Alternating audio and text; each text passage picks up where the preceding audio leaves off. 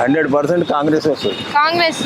మరి ఆటో వాళ్ళందరూ ఇప్పుడు ఆడ అడుగుతేనేమో రేవంత్ రెడ్డి వచ్చి ఫ్రీ బస్సులు పెట్టి మా నోట్లో మన్ను కొట్టిండు అని తిడుతున్నారు కదా. మరి మన్ను కూడా ఎట్లా బతుకుతున్నారు ఇన్ని రోజులు?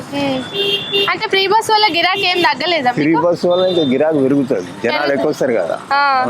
సో అట్లా మీకు ప్లస్ అవుతుంది అయితే. అవుతుంది. మరి వాళ్ళు ఎందుకు అట్లా చెప్తున్నారు అంటారు వాళ్ళ గెలుస్తారంటావా కాంగ్రెస్? మరి గెలుస్తుంది. ఓకే. పైన పై సంగతి మాకు తెలియదు. ఇక్కడైతే కాంగ్రెస్ వస్తుంది. ఎంత మెజారిటీ అనుకుంటారు? రావచ్చు 1,00,000 మెజారిటీ. ఇప్పుడు డౌట్, ఫ్రీ బస్ వచ్చిన తర్వాత మీరు ఎక్కువ సంపాదిస్తుర్రా ఫ్రీ బస్ రాకముందా? ఫ్రీ బస్ వచ్చినాకనే జనాలు ఎక్కువ వస్తారు, కిరాయిలు ఎక్కువ.